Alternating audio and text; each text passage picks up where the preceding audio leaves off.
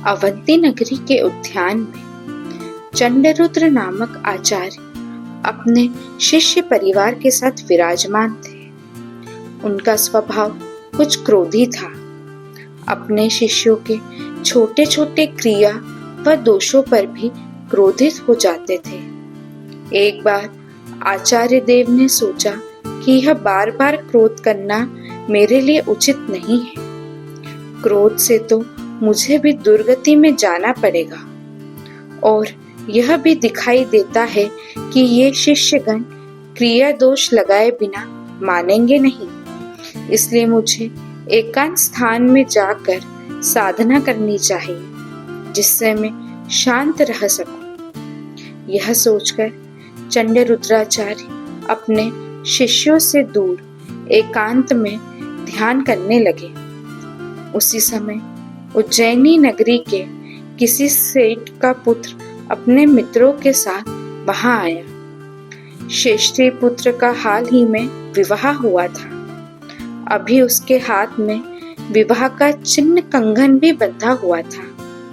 उसके मित्रों ने साधुओं से कहा, हे साधुओं, यह हमारा मित्र संसार से विरक्त होकर दीक्षा लेना चाहता है। साधुओं ने समझा कि ये लोग हंसी कर रहे हैं। परिस्थिति भी ऐसी ही थी। नवविवाहित युवक दीक्षा लेने को तैयार होगा, इस बात पर सहसा विश्वास हो भी नहीं सकता। साधुओं ने उन्हें अपने गुरुदेव चंडरुद्राचार्य के पास भेज दिया। आचार्य देव के पास जाकर भी मित्रों ने यही कहा। आचार्य ने कहा, यदि इस युवक की वास्तविक इच्छा दीक्षा लेने की है तो केश लोच करें, मैं दीक्षा दे दूंगा। वह युवक तैयार हो गया। गुरुदेव ने स्वयं अपने हाथों से उसका केश लोच किया और दीक्षा दे दी। दीक्षित होकर उस युवक ने सोचा, मैंने जिनेंद्र भगवान का वेश अपनाया है, अब मुझे वापस लौटना उचित नहीं है। यह सोचकर उसने अपने मित्रों से कहा, अब तुम लोग वापस घर जाओ, मैं तो संसार त्याग चुका हूँ, अब मैं तुम्हारे साथ नहीं जाऊंगा। यह सुनकर उनके मित्र वापस उसकी नगरी में चले गए और वह वहीं गुरुदेव के पास रह गया। उनके जाने के बाद उस नवदीक्षित साधु ने गुरुदेव से कहा, गुरुदेव, हो सकता है मेरे स्वजन संबंधी आए और मुझे संयम से भ्रष्ट करने का प्रयत्न करें। व्यर्थ का बखेड़ा होगा, इसलिए कहीं और चले तो ठीक रहेगा। आचार्य श्री बोले, तुम्हारी बात ठीक है, लेकिन मुझे तो कम दिखाई देता है। तुम मार्ग का पता लगाओ, तब चलेंगे। तब नवदीक्षित साधु शीघ्र ही मार्ग का पता लगा आया। तब तक संध्या काल हो चुका था। शिष्य ने गुरु को अपने कंधे पर बिठाया और चल दिया। वन का मार्ग उबड़ खाबड़ तो था ही, रात भी हो चुकी थी, अतः अंधेरे में शिष्य को ठोकर लग जाती, इससे गुरुदेव को तकलीफ होती। वे क्रोधी तो थे ही, शिष्य की भर्त्सना करते, बड़ा बुरा कहते और कभी कभी डंडे से पीट भी देते।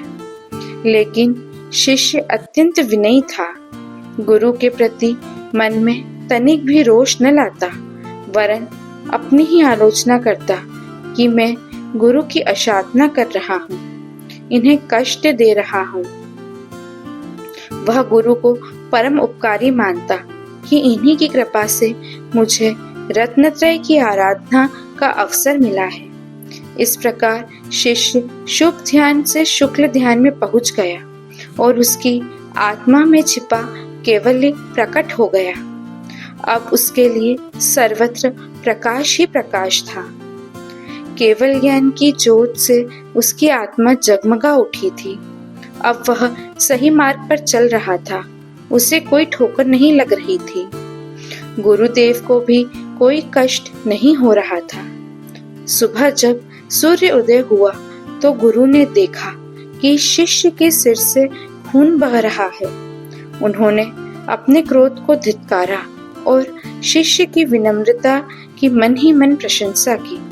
फिर पूछा, वत्स, पहले तो तुझे ठोकरें लगती रही, उसके बाद नहीं लगी। अंधकार में भी तू सरलता पूर्वक चलता रहा, क्या कारण है? शिष्य ने विनीत स्वर में बताया, गुरुदेव, आपकी कृपा से मुझे केवल ज्ञान की प्राप्ति हो गई है। यह जानते ही चंड रुद्राचार्य का पश्चाताप और गहरा हो गया। वे अपनी आत्म आलोचना करने लगे। आत्म आलोचना से आगे बढ़कर आत्म ध्यान में डूबे और उन्हें भी कैवल्य की प्राप्ति हो गई। सच है, विनीत शिष्य अपने महाक्रोधी गुरु के लिए भी मुक्ति का कारण बन सकता है।